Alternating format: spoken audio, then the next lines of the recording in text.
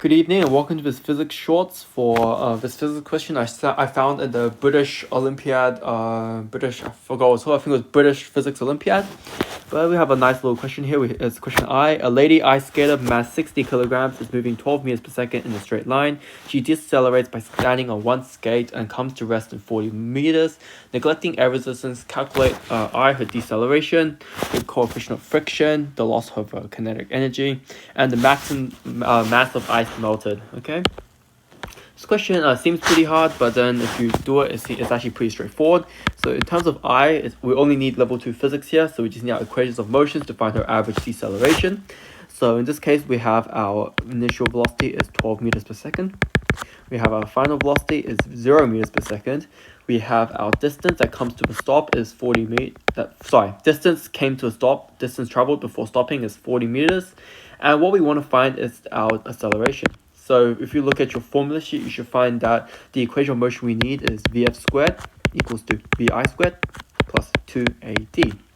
So 0 squared equals to 12 squared plus 12 times A times, not 12 times, plus 2 times A times 40, which is distance.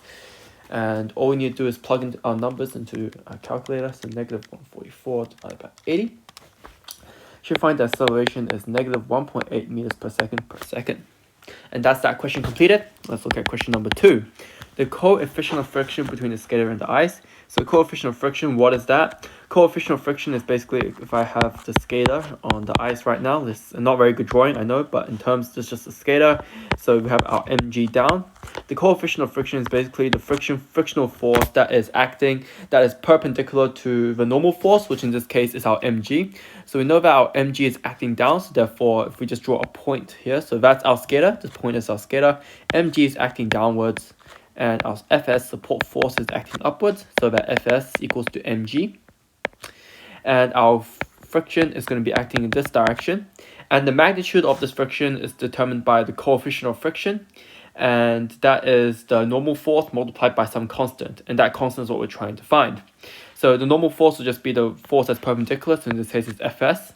So we have our so we have our F, our friction force, is equal to some constant. Usually it's mu times of our normal force, the size of our normal force. So in this case, our size of our normal force is equal to mg because Fs equals to mg, and because the skater isn't moving up or down, they balance forces.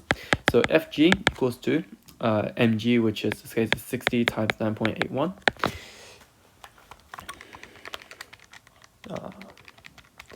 That is 588.6 newtons. And to find our FF, we need to use our acceleration we calculated in I, and F equals to ma. So the average force acting on the skater in terms of the friction is equal to 60 multiplied by 1.8. And that is equal to 108 newtons. So therefore we can plug in our numbers to find our coefficient of friction. Therefore our coefficient of friction is equal to 0.183. That's our answer for coefficient of friction. Looking at question number 3. Loss of kinetic energy, very simple question. Actually, you only need level 1 skills here. So Ek equals to half mv squared. So Ek lost is equal to 1/2 m times change in v, which is 12. So m is 60. And that is equal to 4,320 joules. Question number 4.